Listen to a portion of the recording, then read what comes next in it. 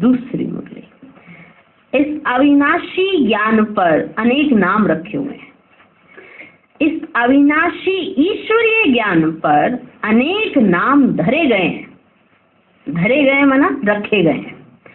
कोई इस ज्ञान को अमृत भी कहते हैं, कोई ज्ञान को अंजन भी कहते हैं। गुरु नानक ने कहा ज्ञान अंजन गुरु दिया। कोई ने फिर ज्ञान वर्षा भी कहा है, क्योंकि इस ज्ञान से ही सारी सृष्टि सब्ज बन जाती है, माना हरी भरी बन जाती है। इसी ज्ञान से जो भी तमो प्रधान मनुष्य हैं वो सत्युगी मनुष्य बन जाते हैं और ज्ञान अंजन से अंधियारा मिट जाता है। इस ही ज्ञान को फिर अमृत भी कहते हैं, जिससे जो मनुष्य 5 विकारों की अग्नि में जल रहे हैं उससे ठंडे हो जाते हैं। जो 5 विकारों की अग्नि में जल रहे हैं वो ठंडे हो जाते हैं। देखो गीता में परमात्मा साफ कहता है कामेशु क्रोधेशु, उसमें भी पहला मुख्य है काम। जो ही 5 विकारों में मुख्य बीज है। बीज होने से फिर क्रोध, लोभ, मोह, अहंकार आदि झाड़ पैदा होता है। उससे मनुष्यों की बुद्धि भ्रष्ट हो जाती है। कहते काम विकार को क्यों छोड़ना है, माना पवित्रता को क्यों धारण करना है, क्योंकि वही काम विकार इन सब विकारों का बीज है। वो काम विकार है तो क्रोध है, तो मोह है, तो लोभ है और तो अहंकार भी है। तो मनुष्य की बुद्धि इन विकारों के कारण भ्रष्ट हो जाती है। अब उस ही बुद्धि में ज्ञान की धारणा होती है। अब बुद्धि भ्रष्ट होती है विकारों से और उसी बुद्धि के अंदर ज्ञान की धारणा करनी है, तो विकारों का त्याग तो करना पड़ेगा, तो पवित्रता को तो अपनाना पड़े। तो कामेशु क्रोधेशु का अर्थ समझे। तो बुद्धि में ही ज्ञान की धारणा होती है। जब ज्ञान की धारणा पूर्ण बुद्धि में हो जाती है तभी तो विकारों का बीज खत्म हो जाता है। जब ज्ञान की धारणा बुद्धि के अंदर हो जाती है तो विकार खत्म हो जाते हैं, माना उसका बीज जो है काम विकार वो खत्म हो जाता है जब बुद्धि में ज्ञान की धारणा हो जाती है। बाकी सन्यासी तो समझते हैं विकारों को वश करना बड़ी कठिन बात है। सन्यासी समझते उसको वश करना, इसलिए तो वो घर बार छोड़ के चले जाते हैं कि घर में रहकर काम विकार पर जीत पा लेना बड़ा कठिन है, इसलिए वो घर को छोड़कर चले जाते हैं। सन्यासी समझते कि विकारों को वश करना बड़ी कठिन बात है। अब ये ज्ञान तो सन्यासियों में है ही नहीं, तो ऐसी शिक्षा देवें कैसे? अब उनके अंदर ये ज्ञान ही नहीं है तो वो शिक्षा दे ही नहीं सकते। सिर्फ ऐसे ही कहते हैं कि मर्यादा में रहो। सन्यासी सिर्फ इतना बोल देंगे कि मर्यादा में रहो। अब मर्यादा है क्या, आएगी कैसे, करें क्या उस मर्यादा के लिए?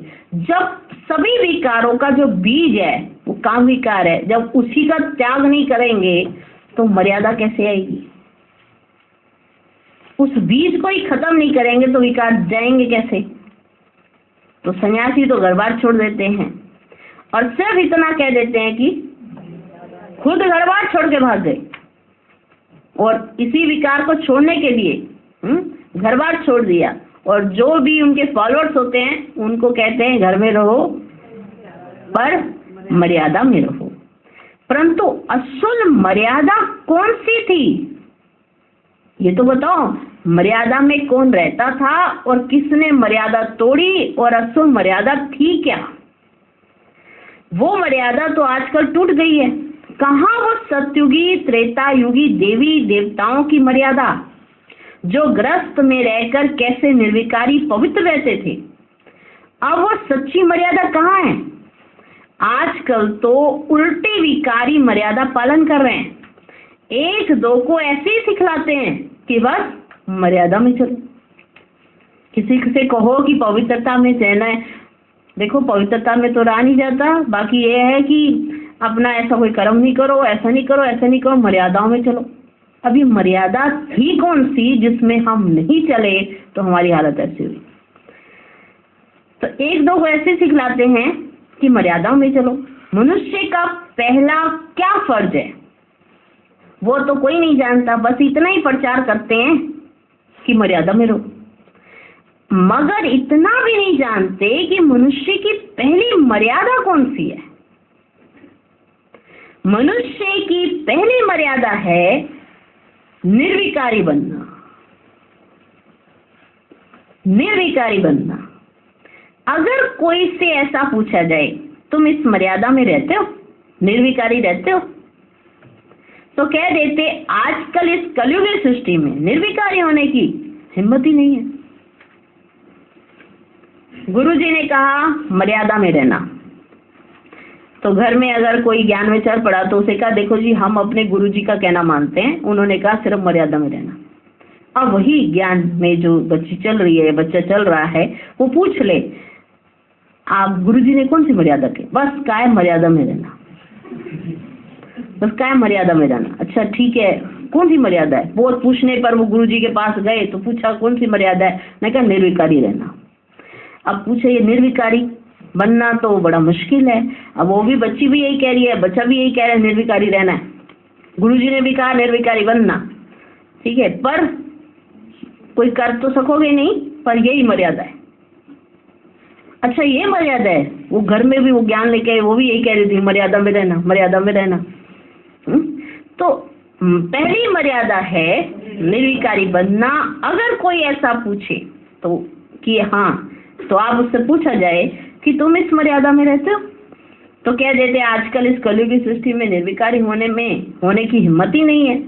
अब मुख से कहना कि मर्यादा में रहो, निर्विकारी बनो, इससे तो कोई निर्विकारी बन ही नहीं सकता। सिर्फ मुंह से कह दिया मर्यादा में रहना बच्चा, निर्विकारी रहना बच्चा, अब ऐसे कैसे बन जाएंगे? ना मर्यादा में रह जाएगा, ना निर्विकारी बन सकते हैं। निर्विकारी बनने के लिए पहले इस ज्ञान तलवार से इन 5 विकारों के बीज को खत्म करना है, तब ही विक्रम भस्म हो सकेगा। अगर ज्ञान तलवार ही नहीं होगी तो ना तो निर्विकारी रह सकेंगे, ना मर्यादा में चल सकेंगे। तो ये ज्ञान तलवार से इन 5 विकारों के बीज को, बीज क्या है? काम विकार, उसको खत्म करना है, तब ही विक्रम भस्म हो सकेगा। अच्छा, ओम शांति।